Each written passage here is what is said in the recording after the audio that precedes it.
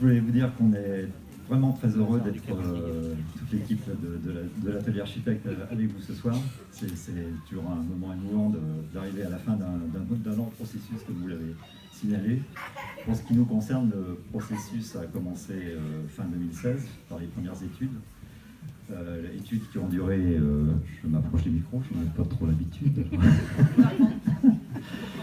Et donc, processus d'études qui a duré une année pour élaborer l'avant-projet, le permis de construire, les dossiers de consultation de l'entreprise, désigner les entreprises et les mettre au travail.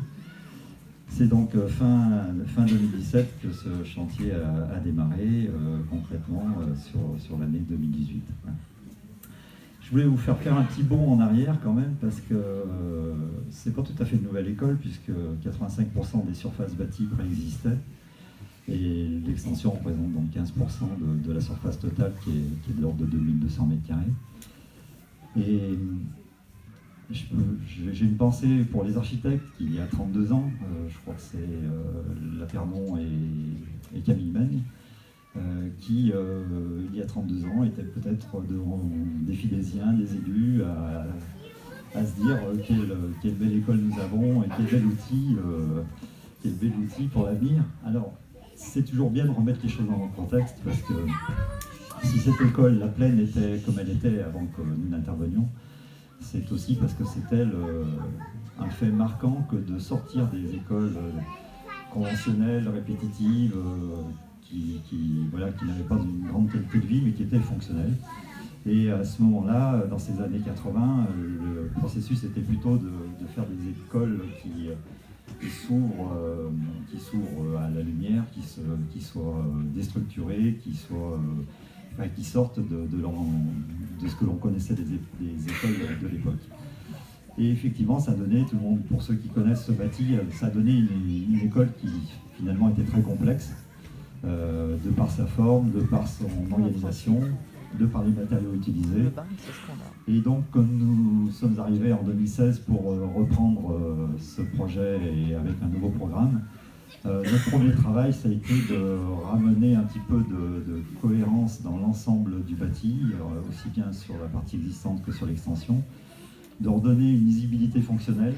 On est intervenu sur les structures pour que, quand on rentre dans l'entrée de cette école, on se retrouve directement sur des flux qui conduisent soit à la maternelle, soit à l'élémentaire.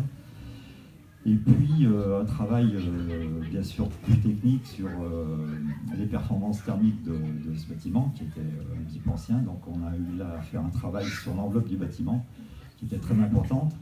Et on a profité du travail sur l'enveloppe de ce bâtiment pour redonner justement de la simplicité et de la cohérence à l'ensemble de l'école. Alors pour ce faire, on a utilisé les matériaux respectueux de l'environnement le plus possible, en adéquation avec les contraintes financières et réglementaires. Et on a mis en place justement, on a fabriqué des plans qui ont finalement cassé ces creux, ces décroissances, ces pans coupés, pour redonner des choses plus calmes.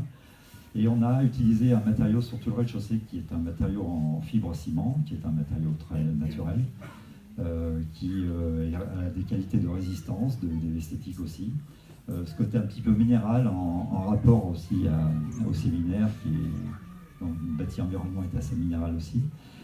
Et puis, comme on avait senti qu'il y avait quand même une envie de matériaux bois, et que nous-mêmes nous sommes très fervents utilisateurs du bois, on a utilisé le bois sur les mesures extérieures pour ses performances thermiques, sa durabilité. Et puis, à chaque fois qu'on avait un creux à traiter, on l'a traité avec ces tablettes bois qui, en même temps, remettaient en valeur ce plan qu'on a fabriqué avec le matériau Equiton, donc la fibre ciment. Voilà, je ne sais pas si c'est très clair pour vous, mais je pourrais répondre à des choses plus précises après. Enfin, en tout cas, c'est ce que l'on a voulu apporter à ce bâtiment, c'est redonner de la simplicité, quelque chose de plus calme, de plus simple, et puis que les matériaux mettent en valeur, uniquement par leur qualité intrinsèque, mettent en valeur ce bâtiment. Voilà. Donc, je pense que on a apporté aussi un traitement acoustique aussi important, parce que les écoles, c'est l'un des problèmes. Donc, c'est comment maîtriser le niveau sonore de nos enfants dans les réfectoires et lieux communs. Voilà, c'est pour ça qu'on a des matériaux qui sont perforés, qui sont là pour absorber et faire de la correction acoustique dans les locaux. Et voilà ce que je peux vous dire en général, puis je serai bien ouvert à toutes vos questions. Je vais finir par quelques remerciements. Je voudrais remercier Madame la maire et son équipe municipale pour nous avoir fait confiance, parce que c'est toujours un pari. Je sais que c'est compliqué de gagner le métro d'œuvre, c'est pas simple. J'espère a priori, on a répondu à vos attentes, c'est ce qui nous fait le plus plaisir. Je voudrais remercier le directeur et son équipe d'enseignants, parce qu'il fallait être effectivement là pour travailler ensemble en site occupé. Remercier les enfants d'avoir supporté les marteaux-piqueurs, c'était pas toujours très simple. Et puis remercier l'équipe de maîtrise d'œuvre en général, puisqu'on est toute une équipe en dehors de l'atelier architecte. On a des économistes représentés par le cabinet de Lizou, on a un ingénieur structure qui est le cabinet DPI, on a un ingénieur fluide qui était le cabinet Philae. Et puis remercier l'équipe de l'atelier qui sans elle ferait qu'on ne serait peut-être pas là ce soir. Donc tout le monde a bien participé, bien travaillé à cet ouvrage, et je remercie donc tout le monde pour ce beau travail. Voilà. Merci.